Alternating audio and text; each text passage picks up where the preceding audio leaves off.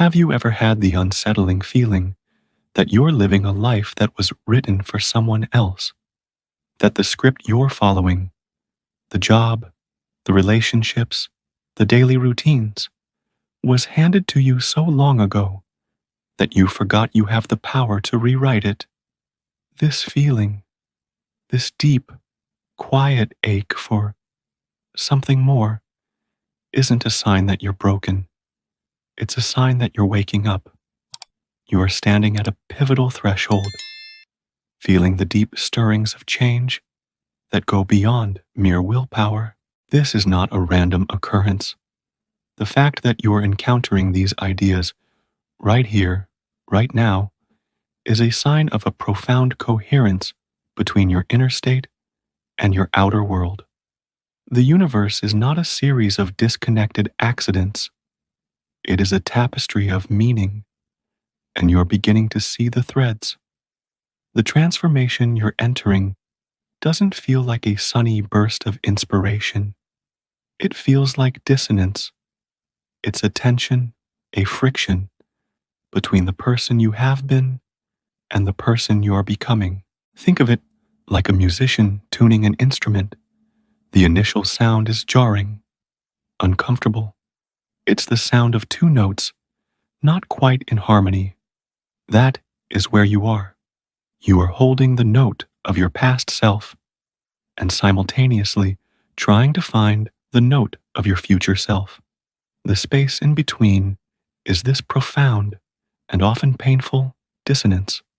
This uncomfortable state is not a sign that you are lost. It is the unmistakable, energetic signature of consciousness preparing to expand into a new reality. Imagine a lobster. For it to grow, it must shed its hard, protective shell. This is an incredibly vulnerable and uncomfortable process. It has to hide from predators, feeling soft and exposed, until its new, larger shell hardens. You are in that vulnerable, in-between state. You have outgrown the confines of your old reality, and the discomfort you feel is the pressure of your own expansion. This isn't just a feeling, it's a sacred signal. It's the first tremor that signals the imminent earthquake of your evolution. The fact that it feels strange, even wrong, is proof that it's real. Comfort is the language of stagnation. This sacred dissonance is the language of birth. For years, you may have tried to change through brute force.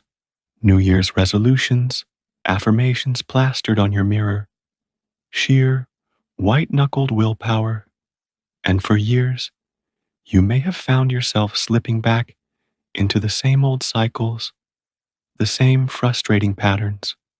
You might have concluded that you lack discipline, that you're inherently flawed. But what if I told you that these frustrating cycles of failed change are not personal shortcomings? They are the result of consciousness attempting to reorganize without understanding its own quantum mechanics. Think of your reality as a radio station you're tuned into. Your current life, your job, your health, your relationships, is all playing on a specific frequency. Let's call it 98.7 FM, the familiar. You've been listening to this station for so long, you think it's the only one on the dial. Now, you decide you want to listen to a new station, 103.5 FM, the expanded self.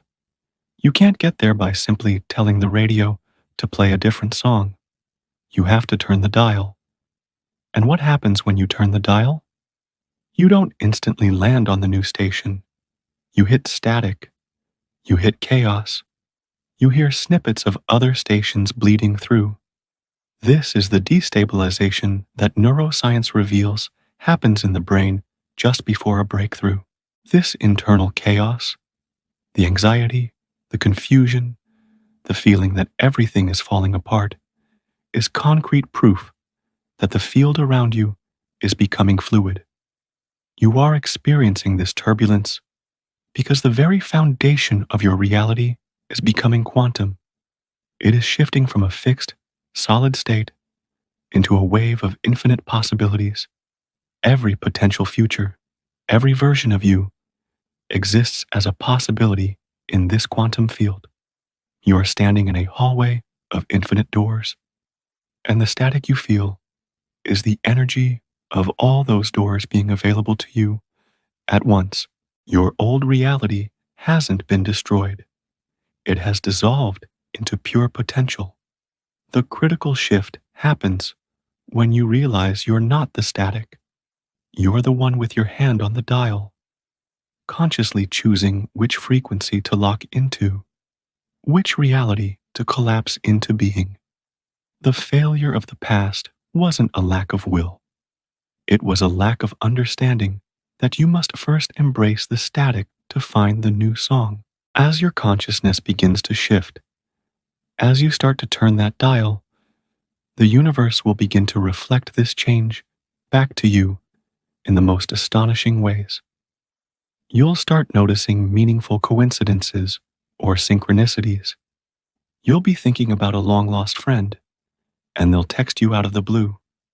You'll be wrestling with a specific problem, and the solution will appear in the lyrics of a song on the radio, in a line from a book you randomly open, or in a conversation you overhear at a coffee shop. Let S say you've decided you want to leave your corporate job to become a potter. It's a terrifying, exhilarating idea. Suddenly, you start seeing pottery everywhere. You drive past a new ceramics studio that just opened in your town. You turn on the TV, and there's a documentary about a world-famous potter. Your friend gives you a coffee mug for your birthday, and you look at the bottom and see it was handmade by a local artisan. Skeptics call this selective attention, or the Baader-Meinhof phenomenon. Once you are aware of something, you start seeing it everywhere. And while that's part of the mechanism, it's not the whole story. This is a fundamental principle of quantum physics, where the observer participates in creating the observed. You aren't just noticing these signs. Your focused attention is coaxing them out of the field of infinite potential. These moments are not signs from an outside source, a god in the clouds winking at you. They are reflections of your own expanding awareness, recognizing itself in the quantum field. It's the universe holding up a mirror and saying, I see the new frequency you are tuning into. I am matching it. Keep going. The synchronicity isn't the magic. The magic is the internal shift within you that allows you to perceive the connection. The world has always been speaking this language. You're just now learning how to hear it. These synchronicities are not just comforting confirmations. They are invitations. They are cosmic nudges beckoning you to act with trust over doubt. However, for a new reality to fully land and stabilize, it requires one crucial thing: space. You cannot pour a gallon of fresh, clean water into a cup that is already full of mud and expect it to be pure. True transformation demands the quiet courage to consciously release what is familiar but no longer serves your evolution. This is often the most difficult part of the journey. We are creatures of habit, and the familiar, even if it's painful, feels safe. This could be relationships that are built on the foundation of your old self, routines that keep you comfortably numb, or the limiting stories you tell yourself over and over again. I'm not good enough. It's too late for me. I'm not the kind of person who can do that. Imagine your life is a garden. For years, you've tended this garden, and it's become overgrown with weeds, these limiting beliefs and patterns. You now want to plant a beautiful new garden of possibility. You can't just scatter new seeds on top of the weeds and hope for the best. You have to get your hands dirty. You have to patiently, lovingly, and sometimes ruthlessly pull out the weeds one by one. This is sacred work. Letting go of a relationship that no longer supports your growth isn't an act of cruelty. It's an act of honoring the new life that wants to emerge through you. Leaving a stable but soul-crushing job isn't irresponsible. It's a profound act of faith in the future you're creating. Like a seed that must allow its protective shell to dissolve before it can sprout, you must let go of the old version of yourself to allow the new to emerge. This isn't an act of destruction. It is the sacred work of composting who you used to be.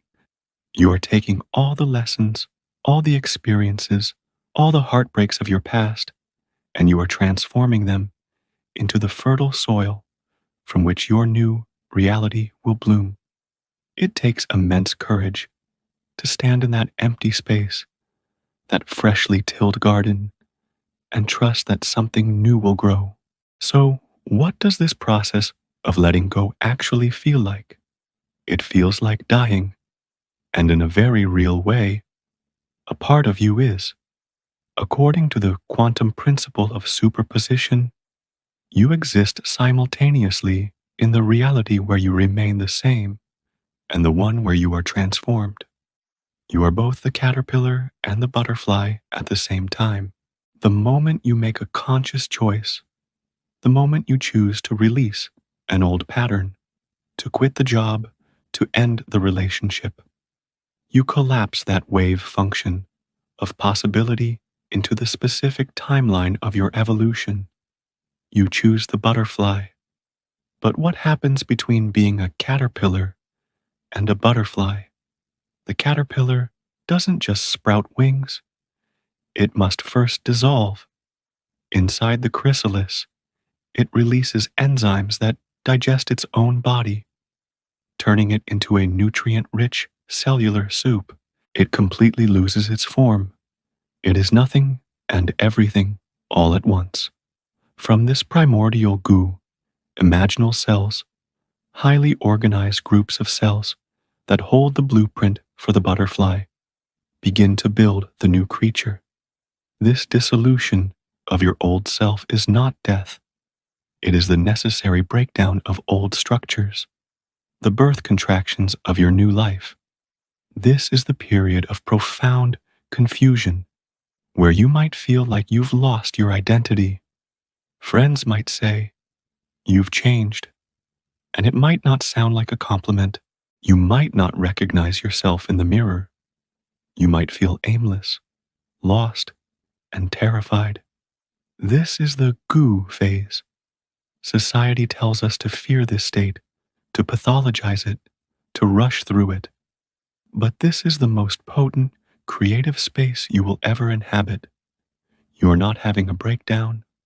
You are dissolving. You are in the sacred chrysalis.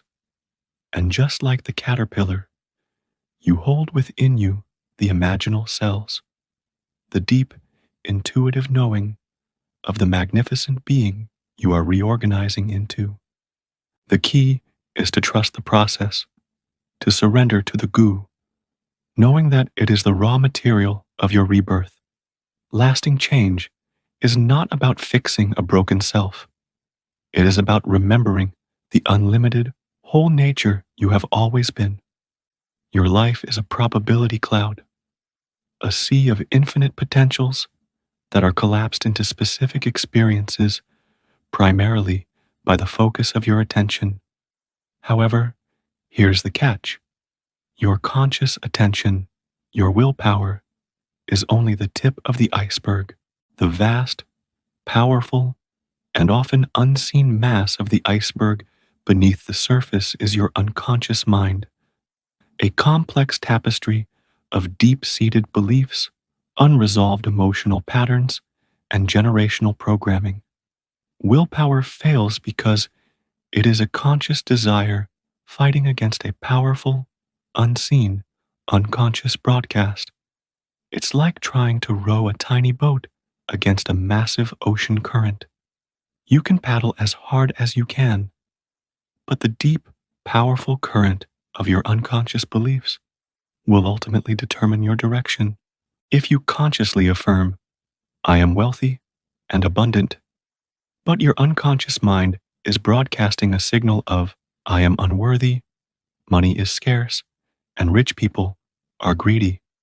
Which signal do you think the universe will respond to most strongly? The real work of transformation, then, is not to paddle harder. It is to learn how to dive into the water and realign the current itself. This is where practices like deep meditation, breath work, and self-inquiry come in. They are not about stopping your thoughts or finding bliss. They are advanced tools for bypassing the conscious, critical mind and accessing the operating system of the unconscious. In meditation, you can observe the beliefs as they arise without judgment. Through breathwork, you can release the stored emotional energy that gives those beliefs their power. You begin to see the stories you've told yourself not as objective truth, but simply as old programming. As you do this work, you harmonize your entire being, conscious and unconscious, with the reality you wish to create. You stop rowing against the current and become the current itself, flowing effortlessly toward the future that is your birthright. Here is one of the most beautiful and liberating truths of this process. Your consciousness is quantumly entangled with every aspect of your life. In physics, quantum entanglement is the phenomenon where two or more particles become linked in such a way that their fates are intertwined, no matter how far apart they are. What happens to one instantly affects the other. Your inner world and your outer world are entangled in precisely this way. This means that as you transform internally, as you realign your unconscious broadcast and shift your core frequency, the entire web of your external circumstances will naturally and often miraculously reorganize to match your new state of being, often without any direct, forceful effort on your part. You don't have to meticulously plan and control every single step. Imagine a woman who has spent years in a toxic work environment. She has tried everything, confronting her boss, switching departments, setting boundaries, but nothing changes. The core issue is that on an unconscious level, she believes she needs to struggle to prove her worth. So, she gives up trying to change the job. Instead, she turns inward. She starts a deep practice of self-love and validation. She works on healing the part of her that feels unworthy. She does this for months, focusing only on her inner state. Then, one day, seemingly out of nowhere, her company announces a massive restructuring and her entire toxic department is eliminated. She is given a generous severance package that allows her to take 6 months off to discover what she truly wants to do. Did she make that happen? Not through direct action, but as she changed her internal frequency from I must struggle to be worthy to I am inherently worthy of peace. The entangled reality around her had no choice but to shift to reflect that new truth. The old, toxic reality could no longer exist in her field.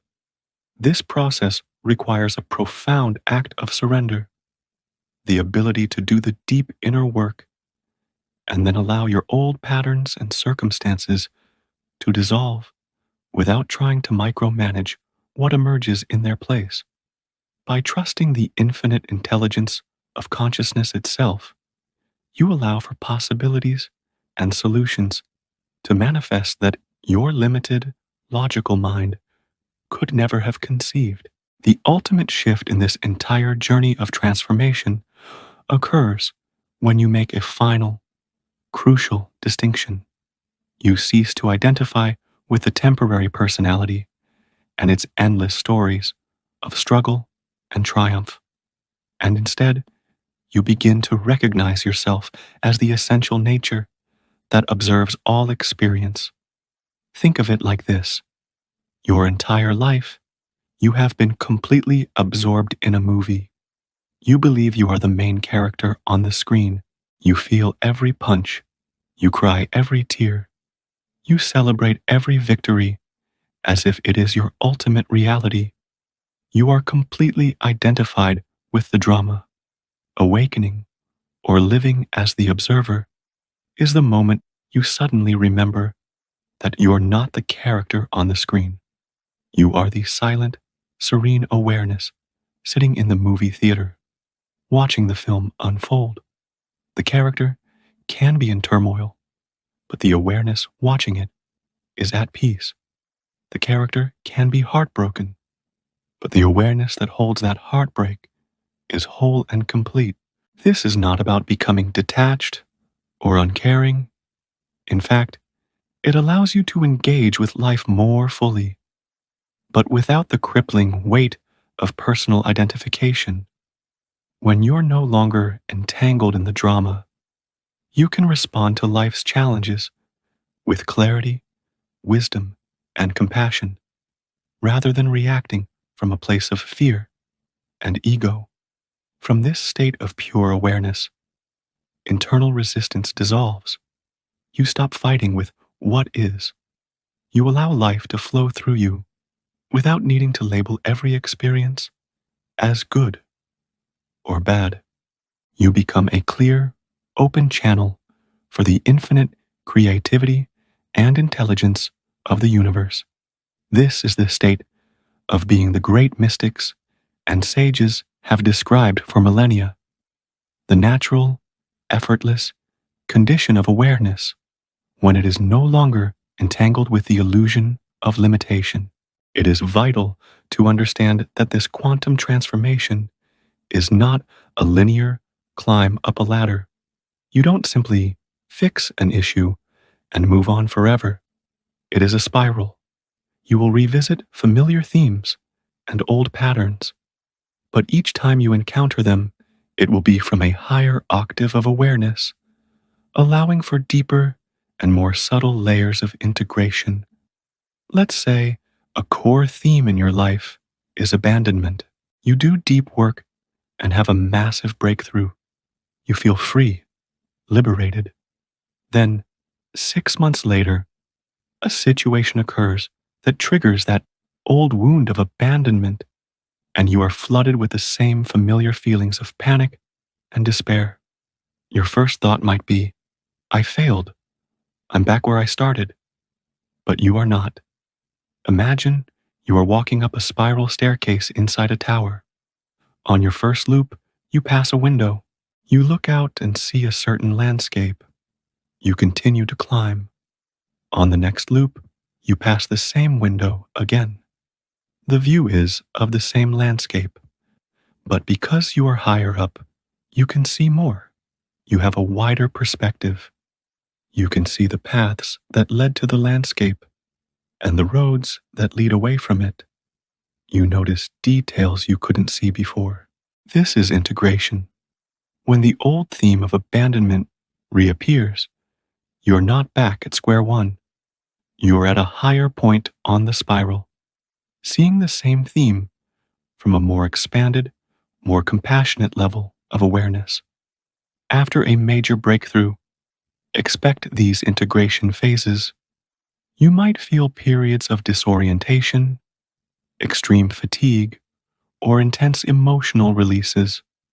This is not regression. It is your entire system, your nervous system, your emotional body, and your energetic field, rewiring itself to permanently hold a more expanded frequency of consciousness. Be gentle with yourself during these times. They are as crucial as the breakthrough itself. Rest, hydrate, and trust that your system is undergoing a profound and necessary upgrade. As you begin to stabilize in this new, expanded awareness, your very perception of time undergoes a radical transformation. Our society is built on a model of linear, scarce time.